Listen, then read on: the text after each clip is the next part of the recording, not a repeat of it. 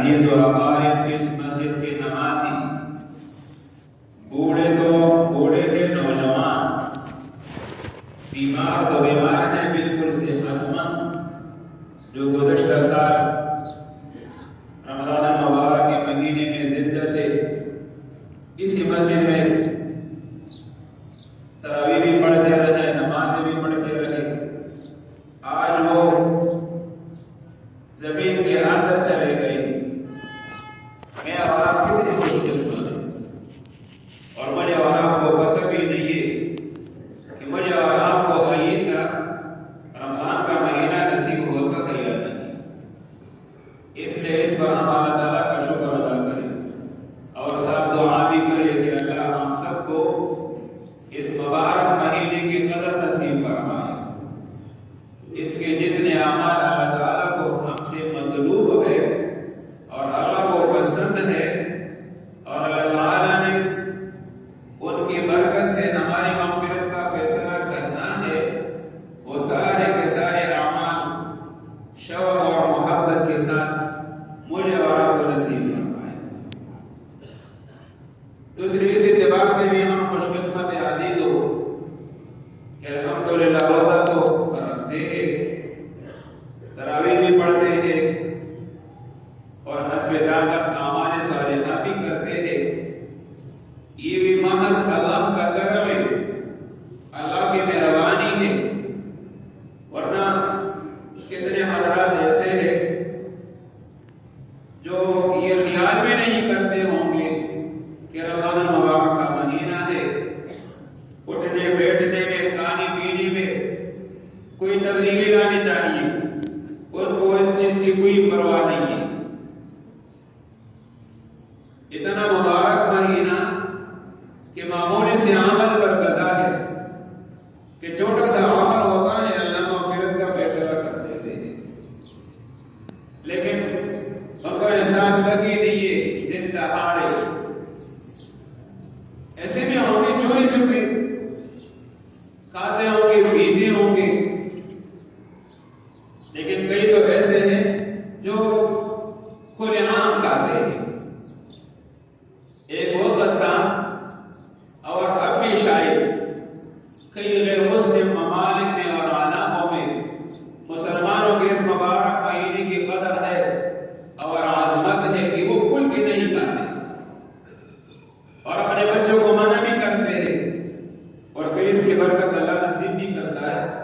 نزہۃ المجالس ایک کتاب ہے، اس میں واقعہ لکھا گیا ہے، ایک مجوسی تھا، آتش پرست، آپ کی عبادت کرنے والا اور آپ کو معبود سمجھنے والا۔ عزیز و دیکھو، رمضان مبارک کا مہینہ تھا، اس کا بیٹا کہہ رہا تھا، اس نے اپنے بیٹے کو ڈانٹا، غصہ کیا، شرم تجھے نہیں آتی، دیکھو ہم تو روزہ نہیں رکھتے، لیکن یہ رمضان کا مہینہ مسلمانوں کا مقدس مہینہ ہے جس میں یہ مسلمان روزہ رکھتے ہیں، صبح صادق سے لے کر غروب آفتاب تک کچھ نہیں کھاتے، تم کیوں کھاتے ہو؟ اتنی سی بات تھی، بس بات ختم ہو گئی۔ اللہ کی شان ہے، اس مجوسی کا انتقال ہو گیا۔ اس کے محلے میں کوئی نیک آدمی رہتا تھا اللہ والا، اس نے اس مجوسی کو خواب میں دیکھا کہ وہ تو جنت کے مزے لے رہے ہیں، جن بڑا خوش ہے۔ اس نے اس سے پوچھا، بھائی ماجرا سمجھ نہیں آ رہا، جنت تو مسلمانوں کے لیے، تم تو مجوسی، آپ کی عبادت کرنے والا، جنت میں کیسے پہنچا؟ اس نے پھر جواب میں کہا، اس میں شک نہیں کہ میں مجوسی تھا، آتش پرست تھا، لیکن رمضان کا ایک مہینہ تھا اور میرا بیٹا کوئی عام ایک دن کھا رہا تھا، پی رہا تھا، میں نے اس کو ڈانٹا اور اتنا میں نے کہا کہ شرم کرو، یہ مسلمانوں کا مقدس مہینہ ہے، اس کا احترام کرنا چاہیے۔ بس یہ ادا اللہ کو اتنی پسند آئی کہ اللہ نے مجھے پھر ایمان کی دولت نصیب کی، اور بالکل آخری وقت میں موت سے پہلے اللہ نے مجھے کلمہ نصیب کیا اور میں نے کلمہ پڑھا کہ اس نبی کریم صلی اللہ علیہ وسلم نے فرمایا من کان آخر کلامہ لا الہ الا اللہ دخل الجنہ، جس کا آخری کلمہ لا الہ الا اللہ ہو، اللہ ہم سب کو نصیب فرمائے۔ اور عزیزو، اسے تو بہت سارے اعمال ہیں کہ آخری وقت میں کلمہ نصیب ہو جائے۔ ایک عمل ہے جو انتہائی آسان ہے، جس پر کوئی مشقت بھی نہیں ہے، اگر ہم اس کا اہتمام کریں پھر مجھے اور آپ کو بھی اللہ آخری وقت میں کلمہ نصیب کرے گا، وہ مسواک کا اہتمام ہے۔ جو وضو کے ساتھ مسواک استعمال کرتا ہے، جہاں اور فائدے ہیں، ایک فائدہ یہ ہے کہ آخری وقت میں اللہ کلمہ نصیب کرتا ہے۔ خیر ملوسی نے کہا میرا یہ عمل اللہ کو پسند آیا اور اللہ نے میرے ساتھ رحم کا معاملہ کیا، آخری وقت میں اللہ نے مجھے ایمان کی دولت نصیب کی تھی، اس لیے بھیجا۔ ایک مجوسی اپنے بیٹے کو ڈانٹتا ہے اور وہ جنت میں چلا جاتا ہے۔ عزیزو، ایک مسلمان روزہ رکھتا ہے اور اس کی پابندیاں برداشت کرتا ہے، اس کے اعمال بجا لاتا ہے، اللہ اس کو کتنا نوازے گا۔ اور دوسری طرف اللہ نہ کرے ایک مسلمان کلمہ گو، مسلمان گھرانے میں پیدا ہونے والا اور پلنے والا اور نوجوان ہونے والا، وہ رمضان کے مہینے میں روزہ ہی نہ رکھے، پھر یہ اللہ کی رحمت سے کتنا دور ہوگا۔ اس لیے جو ایک حدیث میں نبی کریم صلی اللہ علیہ وسلم نے صحابہ کرام سے فرمایا احضروا المنبر، اور منبر کے قریب قریب آ جاؤ۔ صحابی فرماتے ہیں کعب بن عجر رضی اللہ عنہ فحضرنا، ہم منبر کے قریب ہو گئے، جمع ہو گئے۔ فلما ارتقى درجة قال آمین، جب نبی کریم صلی اللہ علیہ وسلم نے منبر کی پہلی سیڑھی پر پاؤں مبارک رکھا، کہا آمین، دوسری پر پاؤں رکھا پھر کہا آمین، تیسری پر پاؤں رکھا پھر کہا آمین۔ فلما نزل قلنا یا رسول اللہ سمعنا منك اليوم شيئا ما كنا نسمعه، یا اللہ کے حبیب آج ہم نے آپ سے ایسے کلمات سنے جو پہلے نہیں سنا کرتے تھے۔ آپ منبر پر چڑھتے وقت آپ نے 3 مرتبہ آمین کا کلمہ کہا۔ عزیزو، مجھے اور آپ کو سوچنا چاہیے، مجھے اور آپ کو پھر اللہ کا شکر بھی ادا کرنا چاہیے کہ مجھے اور آپ کو اللہ نے اس بد دعا سے دور رکھا ہے۔ کوشش ہم کرتے کوئی بھوک سے نہیں مرتا، کوئی پیاس سے نہیں مرتا، ایسی گرمی نہیں ہے کہ ہم گرمی سے بیدار ہو جائے اور مر جائے۔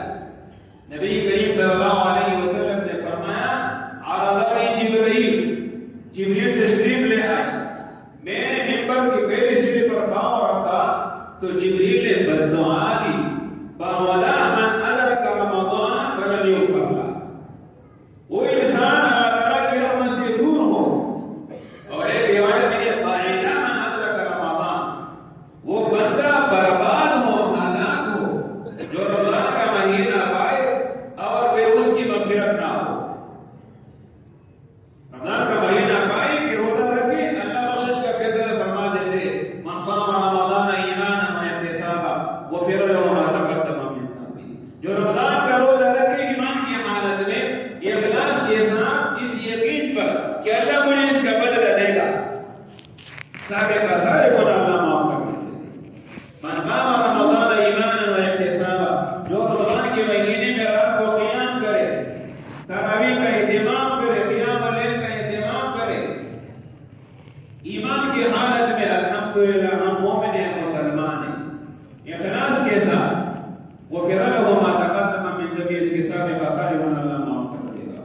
من فطر فيه صائما كان مغفرة لذنوبه، جو کسی روزہ دار کو روزہ افطار کرائے اس کی گناہوں کا ذریعہ بنے گا یہ افطار کرانا، اور یہ نہیں کہ پورا گانا کھلائے، جو گانا نہیں کھلا سکتا، ایک مسلمان کو ایک گھونٹ پانی دے دے، ایک گھونٹ دودھ دے دے، کھجور کا ٹکڑا دے دے، یہ کتنا آسان ہے، ہماری شریعت کتنی آسان ہے، اور جنت کمانا ہمارے لیے رمضان کے مہینے میں کتنا آسان ہے، اپنی بخشش کروانا کتنا آسان جب دسترخوان پر رات شام کو بیٹھ جائے بس ایک گلاس پانی کسی کے سامنے رکھے، ایک کھجور سامنے سے اٹھائے اور اسی نیت سے دے کہ اللہ کے رسول نے یہی فرمایا، کھجور کا ٹکڑا دے دے، پانی دے دے، اللہ مغفرت کا فیصلہ کر دیتا ہے۔ اپنے ملازم سے بوجھ کم کر دے، 8 گھنٹے کام لینا ہے، 6 گھنٹے اس کو چھٹی دے دے، کوئی بوجھ والا کام ہے وہ کم کر دے، غفر اللہ له، اللہ اس کو معاف کر دے۔ یعنی ہر عمل پر اور برکت ہی برکت ہے۔ شروع ہی سے سحری ہم کرتے ہیں، اپنا پیٹ بھرتے ہیں، اپنی ضرورت پوری کر دیتے ہیں اور اللہ اس کی وجہ سے ہمیں برکت دے دیتا ہے۔ فرمایا تسحروا فإن فی السحور برکۃ، سحری کیا کرو، یہ نہیں کہ رات کو کھا لیا اور بس رات شاید آنکھ نہ کھلے تو سحری نہیں کریں گے۔ فرمایا سحری کیا کرو، بھلے تھوڑا بہت تھوڑا کچھ کھایا کرو لیکن سحری ضرور کیا کرو، اس میں برکت ہے۔ اور فرمایا اہل کتاب اور ہمارے روزے میں فرق یہی ہے، سحری کا اہتمام ہے کہ وہ سحری نہیں کیا کرتے اور ہم سحری کرتے ہیں۔ دیکھو شروع سے ہمارا اپنا فائدہ ہے لیکن اللہ اس پر ہمیں برکت دے دیتا ہے۔ اور رحمت ہی پہلا عشرہ رحمت کا ہے، دوسرا مغفرت کا ہے، آخری عشرہ جہنم سے خلاصی کا ہے۔ اور جنت کے دروازے کھول دیے جاتے ہیں، جہنم کے دروازے بند کر دیے جاتے ہیں۔ اور فرمایا اللہ تمہاری تنافس کو، حرص کو دیکھتے ہیں، یعنی ایک دوسرے سے مقابلہ کرنے کو دیکھتے ہیں۔ اللہ کو بہت پسند ہے نیک اعمال میں۔ کسی دوست کا پتہ چلا کہ وہ تہجد کا اہتمام نہیں کرتا ہے اور اس سے سنا میں 2 رکعت پڑھتا ہوں، یہ کہ میں 4 رکعت پڑھوں گا۔ دوست نے دوست سے کہا میں تو ایک پارہ تلاوت کرتا ہوں، اس نے کہا میں 2 پارے تلاوت کروں گا۔ ایسی ہی چاش کا اہتمام، اعمال صالحہ کا اہتمام، اللہ تعالیٰ کو یہ بہت پسند ہے۔ رمضان کے مہینے میں اللہ خاص طور پر اس کو دیکھتا ہے، اس لیے فرمایا فَأَرُوا اللَّهَ، اپنی نیکی اللہ کو دکھاؤ، عزم طاقت، اللہ میرے بس میں اتنا ہی ہے۔ دیکھو کتنی برکتوں کو اور مغفرت کا مہینہ ہے اور پھر بھی بخشش نہ ہو، اس لیے فرمایا جو اس مہینے میں محروم رہا، اللہ کی رحمت سے اور مغفرت سے محروم رہا، اس سے بڑا کوئی محروم انسان نہیں ہے۔ تب تو رسول اللہ صلی اللہ علیہ وسلم فرما گئے، حضرت جبریل نے بددعا دی، برباد ہو، ہلاک ہو وہ انسان جس پر رمضان کا مہینہ گزر جائے اور اپنی بخشش نہ کروائے۔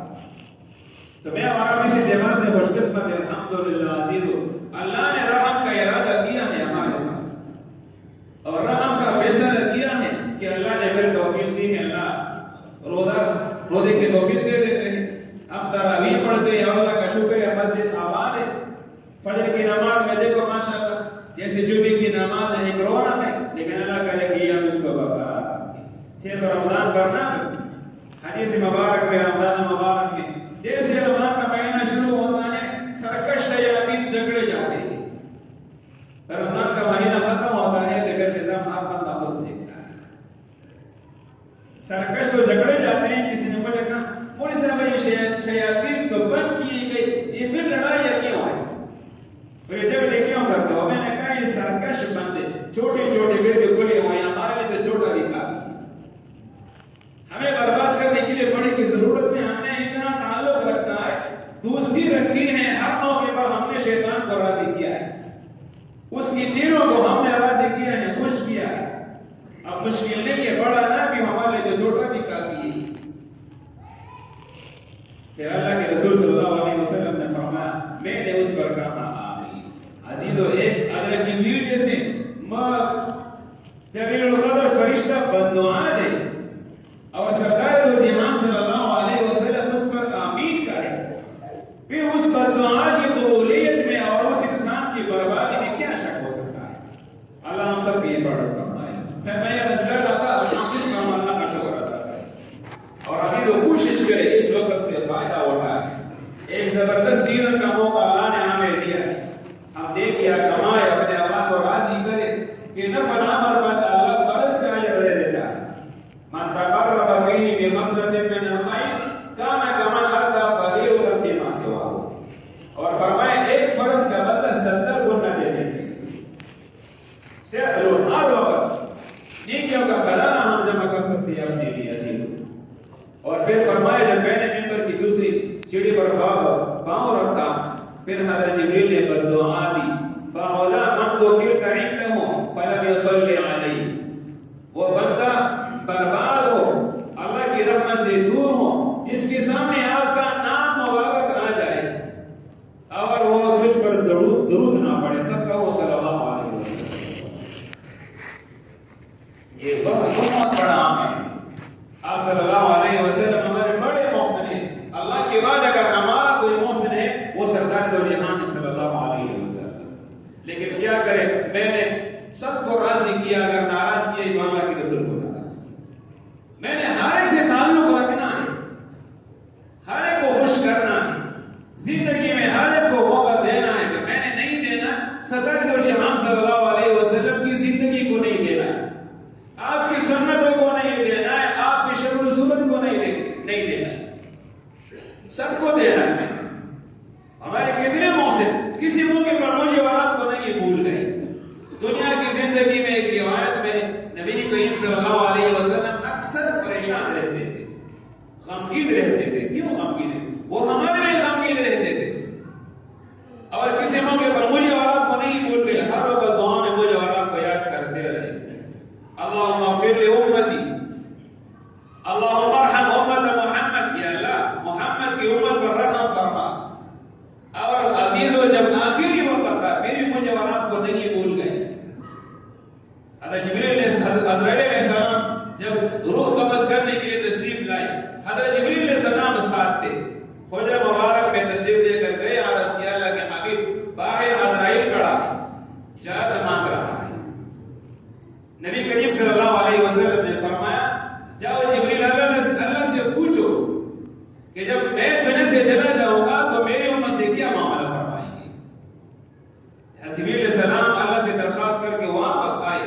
اللہ کے حبیب اللہ فرماتے ہیں میں آپ کی امت کو تنہا نہیں چھوڑوں گا. عزیزوں سابق امتوں کا حال تو یہ تھا ایک نافرمانی پر ساری امت ختم. اللہ کو میرے اور آپ کے لیے راضی کیا کہ اللہ میری امت کو ایک ساتھ ختم نہیں کرنا. یا اللہ میری امت کی شکلوں کو مسخ نہیں کرنا. اللہ نے یہ دعائیں قبول کی مجھے اور آپ کو نہیں بولے. کل قیامت کا دن سارے انسان ایک دوسرے کو بھول جائیں گے یہاں تک کہ کوئی پیغمبر اپنی ماں کو یاد نہیں کرے گا باپ کو یاد نہیں کرے گا امت کو یاد نہیں کرے گا. ہر نبی تک کہے گا نفسی نفسی نفسی. یا اللہ میرے پر رحم کر دے. یا اللہ میرا کیا بنے گا. ایک سردار دو جہان صلی اللہ علیہ وسلم ایک ہی آواز ایک ہی ندا یا رب امتی یا رب امتی. اللہ میری امت سے آسانی کر. عائشہ رضی اللہ عنہا نے پوچھا ایک موقع پر اللہ کے حبیب دنیا میں جب لوگ ایک دوسرے سے الگ ہوتے ہیں سفر پر جاتے ہیں ملاقات نہیں ہوتی تو ایک دوسرے کے لیے پریشان ہوتے ہیں. قیامت کے دن ایک دوسرے کے لیے پریشان ہوں گی. نبی کریم صلی اللہ علیہ وسلم نے فرمایا عائشہ 3 موقع ایسے ہیں کوئی کسی کو یاد نہیں کرے گا. ایک موقع وہ جب نام اعمال کی تقسیم کا وقت ہوگا. ہر بندہ اپنی فکر کرے گا میرا کیا بنے گا میرا. نہ یوم یفر المرء من اخیہ و امہ و ابیہ و صاحبتہ و بنیہ. بھائی بھائی سے بھاگے گا. کوئی بندہ والدین سے بھاگے گا والدین اولاد سے بھاگیں گے. شوہر بیوی سے بیوی شوہر سے بھاگے گی. ہر بندہ اپنی فکر میں لگا ہوا ہوگا. اس وقت سردار دو جہان صلی اللہ علیہ وسلم میرے اور آپ کی فکر کرے گا. اور پھر عزیزو جب اعمال کا وزن ہوگا ہماری زندگی کا ہر کیا ہوا عمل ہر بات جو زبان سے ہم نکالتے ہیں یہ محفوظ ہوتی ہے.